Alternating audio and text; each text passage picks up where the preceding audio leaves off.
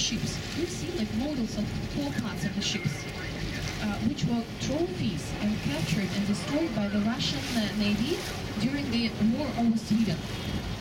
So for the captains of all of these boats not to have a desire to attack Russia anymore. The grey building is the former stock exchange, while the yellow building, this is the former warehouse, which is now the zoological museum.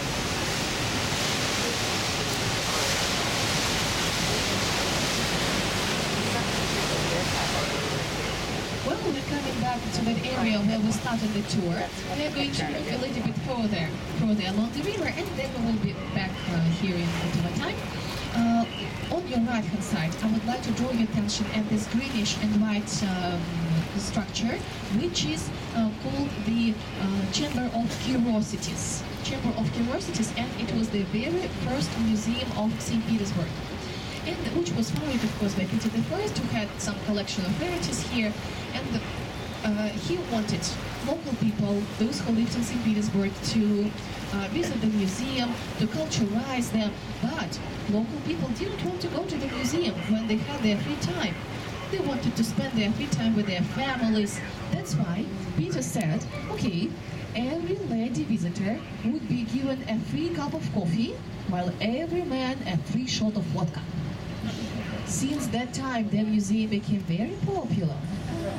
And nobody gives us anything anymore, but it's still very popular. Then on your right, yellow and white building, this is the Academy of Science.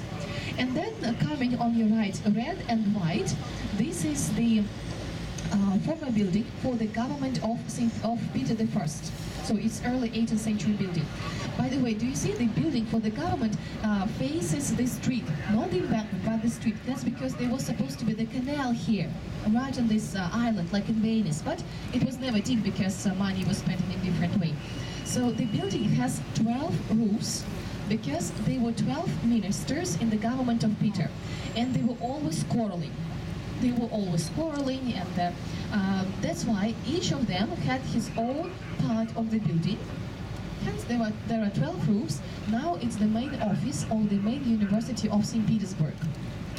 Then this greyish building on your right-hand side with the red roof, partly in scaffolding, this is the cadet school, this one, as well as the next one. So this yellow one, another cadet school. And then coming on your right-hand side, yellow building with the grey roof used to belong to a very good friend of Peter I. His name was Alexander Menshikov. Maybe you remember my story with this money for the canals I mentioned in the beginning.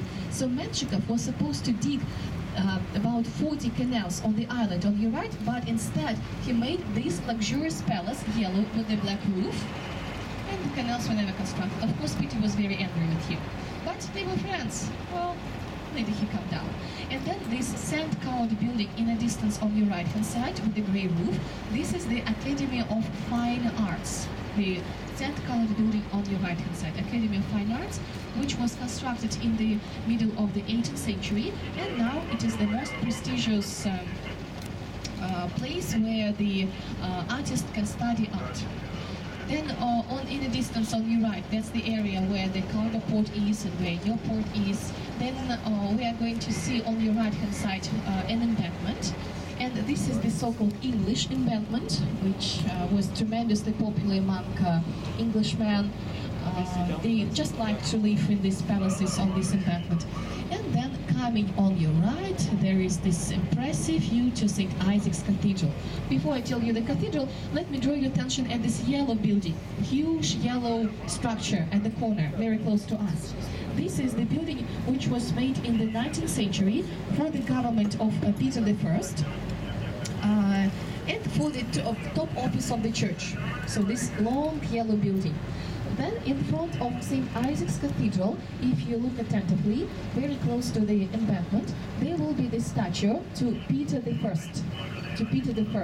Now in front of the cathedral, closer to the embankment. So the man on the horse, this is the so-called bronze horseman, one of the symbols of St. Petersburg, the statue of Peter I, and the pediment is shaped like a wave to show the struggle of Peter I to open the window to high seas for Russia.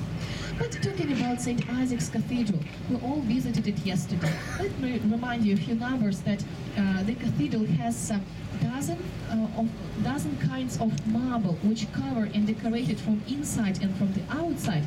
That's the reason why sometimes this cathedral is nicknamed the Museum of Mineralogy. Well, of course, it's not. And let me draw your attention at this lovely dome of St. Isaac's Cathedral. It glows with gold, so shiny. And this gold it was gilded in the middle of the 19th century, and it was never regilded again. Never regilded. That's because they used a special system of gilding. I have an illusion that some of you are Americans. So let me ask you a question. Have you heard that once Alaska belonged to Russia? Yeah. Well, it's not really the question, but does anybody know how much America paid for it? 1 cent? Not 1 cent, no. Well, actually, this was $7.2 million, but America paid in gold.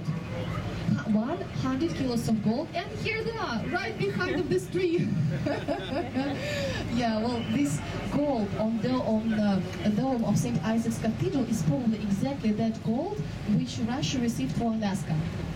Exactly 100 kilos, and it's still same gold. They never regilded again because they used a special system of gilding when they covered these copper sheets with the substance which was called amalgam, the mixture of mercury and gold, and then they slowly heated these copper sheets, and after heating, gold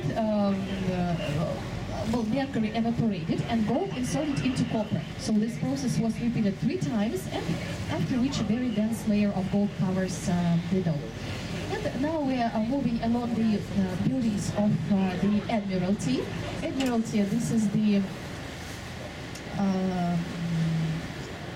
former shipyard, the first actually, and so it's constructed in the shape of a horseshoe. That's why there are several structures right between 2 wings of it, 2 yellow wings. And in the center of the Admiralty there is this spire, which has a boat, which is a symbol of St. Petersburg. Well, my dear guests, I have an illusion that this first part